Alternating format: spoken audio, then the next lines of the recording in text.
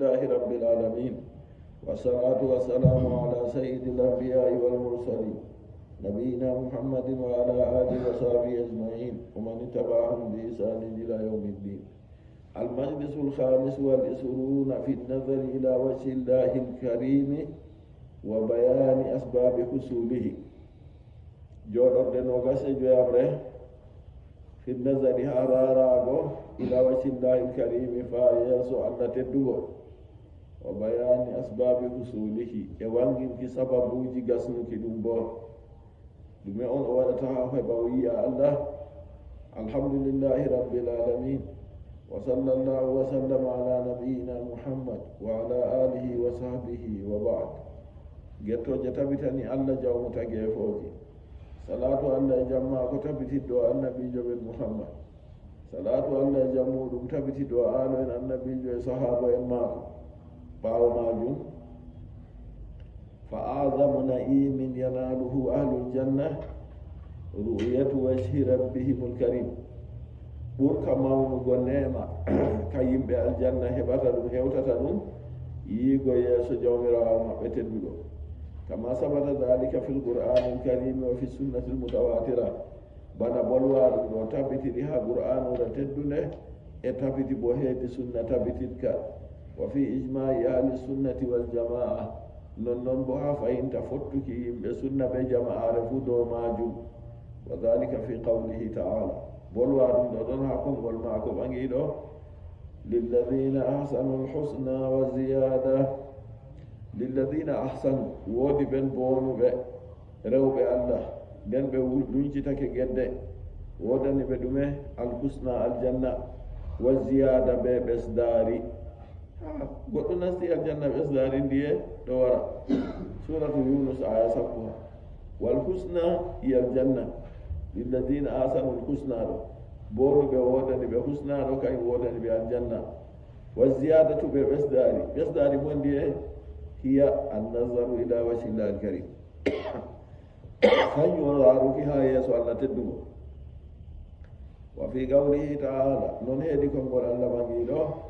لما يشاءون فيها ولدينا مزيد. لهم ودن بهم بنست بها الجنة ما يشاءون كوبنجيد فوه في هذا الجنة يعني الجنة ولدينا مزيد بس داري بدونها أمين النبي. والمزيد والنظر إلى وجه الله بس دار للكيد وني راه ويسوع. وقال سبحانه وتعالى الله مسلم بانغار ودني بي وجوه يومئذ ناظرة. وجوه جيس يومئذ يندن الناظرة نيمينيده نورد مرد النورة نوردينيده يعني كوميتا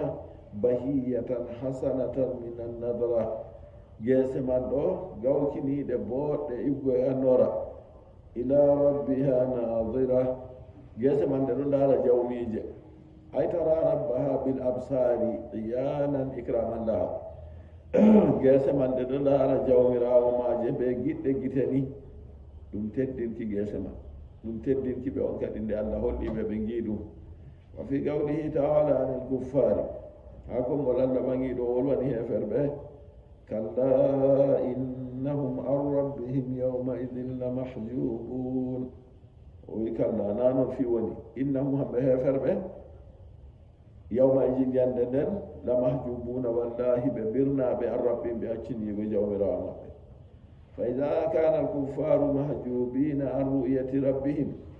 تونيه فربه لا تكبر برنا بأجني وجوم رامه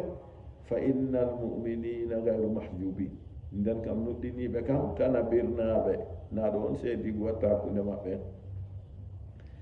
فالنظر إلى وجه الله الكريم لأهل الجنة ثابت. فالنظر إلى وجه الله الكريم لأهل الجنة ثابت لا شك فيه. رارو هادي يسوع الله تدعو يمبي الجنة رارو مبه يسوع الله تدعو دم تبتي سكوارا هرماجو سم.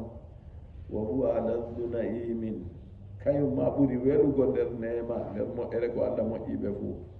وذلك جزاء لهم بلوا دو برجاري مبه الله ورجيبه كودي لأنهم آمنوا به في الدنيا بالغيب ngam kamɓe ɓe nuɗɗinino Allah ɓe gonɗininomo her duniyaru ɓe birni ɗum na ɓe giyayimo ɓe gonɗini oɗon amanu bihi walam yarawhu ɓe nuɗɗinimo ɓe giyayimo fa akramahumullahu jalla wa ala bi an tajalla lahum fi ddari l akhirati li yarawhu iyana ɗum kadi Allah jaaliɗo mawɗo teddini ɓe o wangani ɓe ha saare alakhira ngam ɓe gi'amo giɗɗe gite fa haulai alladina amanu bi fi dunya walam yarawhu kana a'zama jazaihim annahum yarawnahu yawma alqiyamati wa yatalazzazuna bi ru'yati ɓen nuɗɗiniɓe her saare duniyaru ɓe gi'ayi Allah kamɓe man ɗo laatake nder ɗum mawnugo marjari maɓɓe kadi kamɓe man ɓe gi'anmo yande dargal ɓe beltinoran bo ɓe yiigomo wa fil hadisi sahihi lmuttafaqi alayh wari hadise o caahingol pottangol ɗo muɗum innakum satarawna rabbakum yawma alqiyamati kama tarawna alqamara laylata albadri wa kama tarawna samsa sahwan laysa dunaha sahar annabiyu sallllahu alayhi wa sallam o wi onon ɓe seese on yi'uma jawmirawo moɗon banno on yirata lewru jemma 14 on tammi yiigo jawmirawo moɗon banno on yirata nangue ɗamgue duuɗe waɗa ga e mum na ha yiyata lewru ɗo wala ko wirnete sam ha yiyata nangue ɗo na wala ko wirnete sam non ha yiigo Allah bo mumini en pat giyan Allah wala birnowoɓe wa dhalika li anna allaha jalla wa ala yutihim fi l akhirati quwatan yastati'una biha an yaraw rabbahum bolwa ɗum ɗo ngam kamɓe ɓe dokketeɓe Allah jawmirawo maɓɓe ɓagiɗo mawɗo towɗo ɓagiɗo hokkanɓe ha aljanna ha alakhira sembe giɗɗe maɓɓe ɗe ɓe mbawata yirugo jawmirawo maɓɓe be muɗum amma fi haji dunia fa innahu la yura subhanahu wa ta'ala amma ha duniyaru ndu Allah musene e ɓagare wodani yi'atake mo wima yi Allah pewowo wala ko o yi ko ɗume manda bo o rewi sayɗanu wangani mo wi way Allah ini jeetoy ɗo nden jotta ka o wonna ɓandu mako ɓe limse mako pari loope aljanna ginnaɗo loope ɗo ha aljanna na loope wala ha aljanna sike ko loope wona aljanna bona accata bana jeya waɗi ɗo kam ene nani ko oɗo go wino ɓe bonna julirde fu andi no o wiiri ko mi wiyay manno ɓe mbiya woyɓe yi Allah jeetoy ko kamɓe pewat tan wala ko o yima Allah bo sayɗanu wari billimo jonta ka o wurtini jonta ka campe be coofe fu woyi loope aljanna innaɓe na li anna annasa la yastati'una ru'yata to Allah seni ɗo amma fi hajihi dunia fa innahu la yura subhanahu wa ta'ala amma ha ndu duniyaru kay Allah mo seni e ɓagare wodani yiyatake li anna annasa la yastati'una ru'yata ngam yimɓe mbawata yiigomo li anna annasa fi hajihi dunia diyafu l ajsami wal madariki wal hawas ngam yimɓe ha duniyaru ɗo ɓalli maɓɓe tampuɗi hewtuki maɓɓe tampuɗum matoji maɓɓe fuu tampuɗum deyde ɓalli maɓɓe nde tampi ɗo noppi maɓɓe gite maɓɓe ɗum fuu majum ɗum tampuɗum ɗum wawata yiigo Allah fala yastati'una ru'yata rabbihim azza wa jal ɓe mbawata yiigo jawmirawo maɓɓe jaaɗiɗo mawɗo wa aidan li yatimma lahum l imanu bil qalbi alladhi huwa ala darajati l iman non fahimta Allah yinaɓe jaati muɗum ngam timmana ɓe jottaka imanaku nuɗɗinki birni ɗum ɓe ɗon no nuɗɗini Allah ɗon ɓe gi'ayi ɗum go ha ɓe gi'amo jontaka ɗum tabita kadi kanjum laatake ɓurɗum mawnugo daraja heedi nuɗɗinki wa li hada lamma sala Musa alayhi salam kanjum waɗi wakkati Musa mo jam Allah tabitani tori Allah wa huwa kalimullahi azza wa jalla alladhi khassahu Allahu bi an kallamahu taklima hanko annabi Musa o kanko woni bolwanaɗo Allah jaaliɗo mawɗo Allah hertorimo wolwanimo wolwinki wa asma'ahu kalaman biduni wasitati malaki Allah seni ɗo nannimo bolle ko luuti wasida malaikajo na malaikajo jawi bolle man ha Allah yaranimo dey Allah ɗo wolwa oɗo ɗo nana jihaji pat jiha mako pat oɗo nana wolde man o anda heedi to bal kallamahu subhanahu wa ta'ala mubashara accina Allah mo seni e ɓagare wodani wolwanimo dow soccotirɗum وسمع موسى كلامه وخاطبه النبي موسى نني ولد الله وولوني الله وولد به الله مع هذه المرتبة التي نالها موسى عليه السلام حوتا دبي درجك كالنبي موسى مجمع الله تبتني هيوتك لما سأل ربه دني وتولي جوميكو قال ربي أرني أنظر إليك ويأت جومرا ومين مراره استاغ إلى ربه حينما سمع كلامه وينوك وسوناما ويدي ويا جوميكو وكتند ونني بول مودum yake man noy wagala jawmirawo wimo wagala annabi Musa wi yake man kadi rabbi arini anzur ilayk bawonan go bolle Allah do jawmirawo am yina mirare qala Allah lahu Allah wimo lam tarani o wi ayo etaya yani ko mu yata fi dunya her dunya li annaka la tastati wa antarani ngam awawata no gi'ayam de tagadi ma jonta gidde ma jonta kanjum do awawata a yiyayam nanɗe ɗo fu Allah seniro waɗani mo nanɗe on dede no nandata bolle muɗum sona non no da nanɗe mako tan non ɗo wawata nango Allah no summa inna allaha arada an yuriyahu ajjahu an ru'yati llahi fi hadihi dunya nden ɓawa ɗon kadi Allah yiɗi ha yinamo tampere mako o accinanigo Allah ha duniyaru ndu fa qal Allah wi walakin inzur ila aljabal amma se ka kararu hosere na ɓurete sembe hosere na ɓurete satugo hosere na ɓurete tabititgo kadi raru hosere ami holle misalu kadi wal jabalu la sakka annahu asaddu wa aqwa min al insani wa aslam se ko wala sam hosere nde ɓuri satugo nde ɓuri sembeɗirgo nde ɓuri satugo dininta neɗɗo dininta ɓiyadam وما ذلك لم يستطع الجبل أن يبقى لما تجلى الله له سبحانه وتعالى أما هوتا دبي بولوادو دو ko sere wawayi luttago maare nonde luttoni wakkati Allah jaali ɗo mawɗo wanganide falamma tajalla rabbuhu liljabali jaalahu dakka wakkati Allah jawmirawo rabbu wakkati jawmirawo annabi Musa o wangani hoosere se o waɗi hoosere gonde morñide jaalahu turaban min haala o waɗi hoosere go warti ɗum bulmuldi dirtori in dakkal jabal wa sara turaban min azamatillahi subhanahu wa ta'ala hoosere gonde tappinde warti ɗum bulwuldi ngam dalila mangu Allah mo sene bagare wode wa kharra Musa sa'iga wakkati man annabi Musa su'i do'i kayum bo faɗɗaɗo asabahul gashiya maweki faɗɗimo maweki wafimo wa usiya alayhi min alhaybati wal jalalati war rawa non jotta kam faɗɗama dow mako hakkilo mako itti ngam dalila tilmendam Allah e mangu Allah e kulol wa sakada ala al ardi maksiyan alayhi annabi Musa do'i dow lesdi ma waɗo dow muɗum falamma faqa wa dhahaba anhu rawhu wa usiya